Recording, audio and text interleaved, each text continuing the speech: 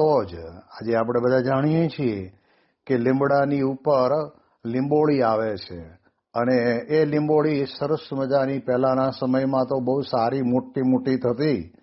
તો એ લીંબોળી લીલી હોય કાચી હોય ને ત્યારે આપણે એને તોડીને જો આપણે કંઈ ચાખીએ ને તો આપણને કડવી લાગશે.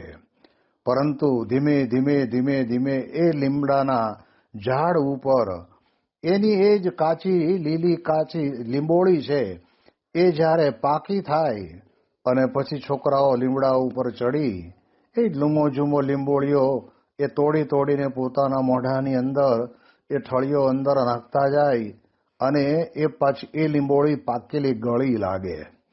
એમ આપણે જાણીએ છીએ કે કેરી પણ જ્યારે શરૂઆતમાં હોય ત્યારે આપણને ખાટી લાગે, કાચી હોય ત્યારે જરૂર ખાટી લાગે. તો પણ છતાંય છોકરાઓ શું કરે કે કાચી કેરીને સુધારીને એની અંદર મીઠું મરચું નાખી અને થોડુંક ઘણું ખાય એટલે મોઢામાં પાણી છૂટે અને એમ લાગે કે આપણે ઘણું સારું પેટ ભરાયું. એમ પણ પછી જ્યારે એની એ જ કાચી કેરી આંબાના ઝાડ ઉપર પાકે અને પાકે ને પછી એટલી સરસ મજાની મીઠી મગમગતી સુગંધવાળી અને ગળપણવાળી, જેને યોગીજી મહારાજે યોગી ગીતામાં કેસર કેરીની વાત કરી છે, એવી સરસ મજાની મીઠી લાગે.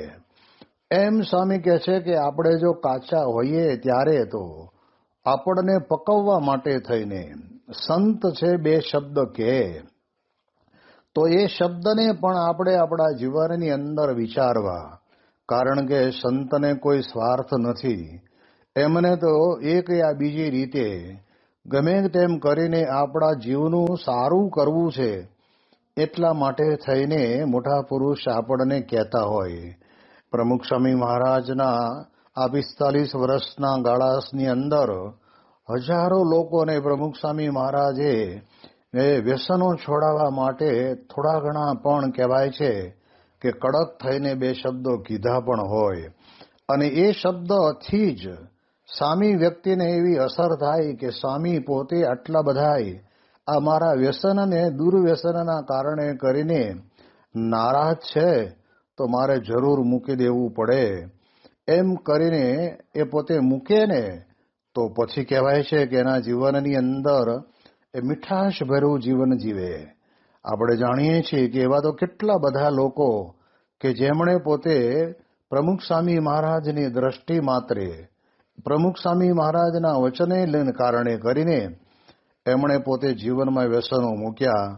અમદાવાદની અંદર બાપા બિરાજમાન હતા અને તે વખતે ત્યાં આગળ આપણા સત્સંગી બંધુ થયેલા હતા, એ સત્સંગી જ હતા, પણ એ ત્યાં આગળ બાપાના દર્શને આવ્યા ત્યારે એ જ્યારે પૂર્વે પહેલા જ્યારે બાપાના દર્શને આવતા ને ત્યારે કાયમ સ્વામી બાપા એમને કહેતા કે આપણે સત્સંગી કહેવાય.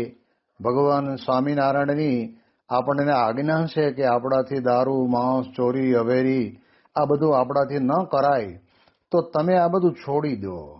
અને તે વખતે પોતે કે સ્વામી તમે કહો છો બરાબર, પણ આ મારાથી છૂટે નહીં.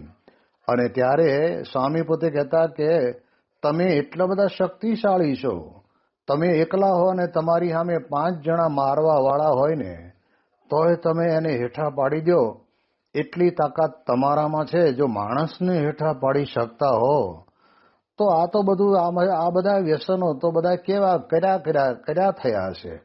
એ કે આપણે જન્મ લીધો ને ત્યારે સાથે આવ્યા એટલે એ ત્યાંથી છૂટતું એવું નથી, પણ જીવનની અંદર આ પ્રમાણે આપણે એમાં વળગ્યા છીએ.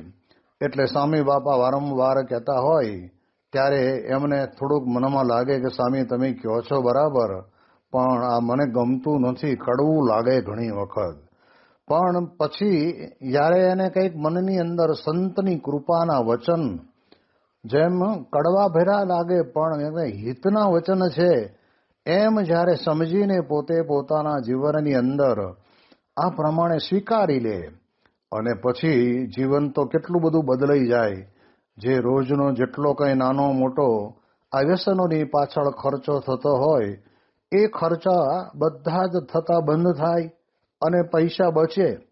એટલે એ જ્યારે આવ્યા ને બાપાની પાસે ત્યારે બાપાનો આભાર માનતા હતા કે સ્વામી, હું જ્યારે પણ અમદાવાદ આપ હો કે સારંગપુર હો ત્યારે દર્શન કરવા આવતો ત્યારે એસટી ભાડાના પૈસાનું ઠેકાણું પડતું નહોતું અને પરાણે ઉછીના લઈને પણ તમારા દર્શને આવતો હતો. પણ મારા જીવનની અંદર કુટેવોના કારણે કરીને મારી જે કંઈ આવક આવતી હતી ખેતીવાડીમાંથી એ બધી આ પ્રમાણે વ્યસનોની અંદર જતી રહેતી. એટલે પરાણે માંડ ભેગું થતું હતું. અને અત્યારે આજે આપની આજ્ઞાએ કરીને 2-4 વર્ષમાં જે મેં કંઈ આ પ્રમાણે કહેવાય છે કે મારી કુટેવોને મારા વ્યસનોને મેં છોડી દીધા છે. એટલે અત્યારે તો આજે તો હું મારી પોતાની 4-વ્હીલના ગાડી લઈને આવ્યો છું. એટલે આપનો આભાર માનવા માટે કે બાપા, તમે ખરેખર મને હિતના વચનો થોડાક આકરા થઈને કડવાશ ભર્યા કરીને કહીને મને મારા જીવનની અંદર તમે મને સુધારી દીધો છે. એટલે હું આપનો આભાર માનું છું. ત્યારે આપણને ખ્યાલ આવે કે કડવાશ ભરેલા વચનો વ્યક્તિના જીવનને મીઠા બનાવી દે છે.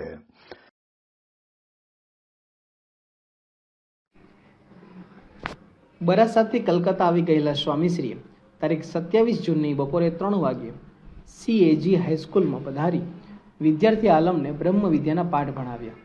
ત્યારબાદ પૂર્વ ભારતના વિવિધ વિસ્તારોમાં વિચરણ કરવા નીકળેલા તેઓ તારીખ 29/6ની સાંજે 6 વાગ્યે ખડગપુર આવી પહોંચ્યા. અત્રે ગણ્યા ગાંઠિયા ગુણાનુરાગી ભાવિકો પણ સૌએ શોભાયાત્રા કાઢી સ્વામીશ્રીને નગરમાં પધરાવ્યા. આ યાત્રા જ્યાં પૂરી થઈ તે ગુજરાતી મિત્ર મંડળની શાળામાં જ રાત્રિ સભા યોજાઈ.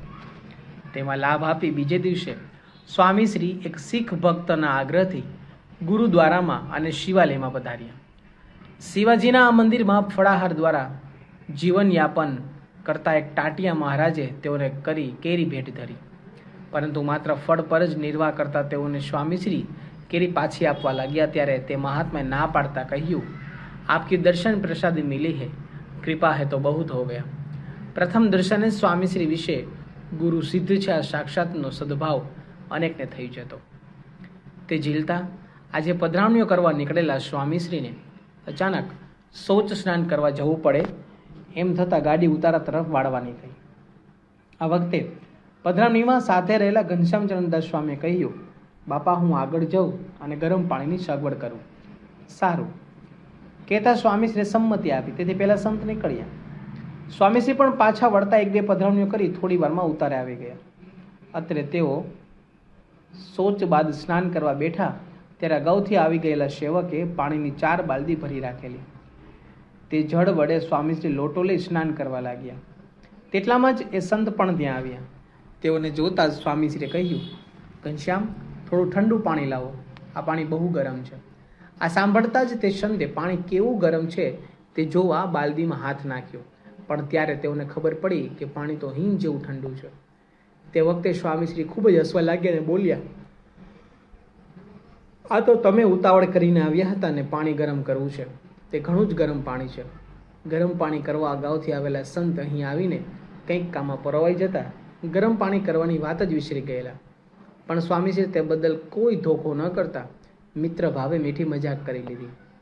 મુશ્કેલીને પણ મજાકનો વિષય બનાવી હસતા રહેતા તેઓની પ્રફુલ્લિતતાને કોઈ હણી કે હણી શકે એમ નહોતું. ખડગપુરથી તારીખ 1 જુલાઈની બપોરે જમશેદપુર પધારેલા સ્વામીશ્રીને અહીં એકવાર પધરામણીથી ઉતારે પડતા મોડું થયું. ભોજનથી પરવારીને હજી તેઓને સભામાં પહોંચવાનું હતું.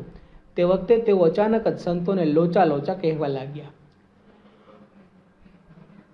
સંતોને સંભળાયું ખરું, પણ સમજાયું નહીં. તેથી સૌ વિચારે ચડી ગયા કે શું લોચા અને શાના લોચા. એટલામાં સ્વામીશ્રી ફરી બોલ્યા, શું ઊભા છો, લોચા. હવે તો સંતો ખરેખર મૂંઝાયા. તે વખતે હસતા સ્વામીશ્રી કહે, ચાલો મોડું થયું છે, પણ ઝટપટ સભામાં પહોંચી. તો એમ ફોડ પાડતા સૌ ખડખડાટ હસી પડ્યા. સ્વામીશ્રી ચાલો ને એવડું બોલી લોચા કહી રહેલા.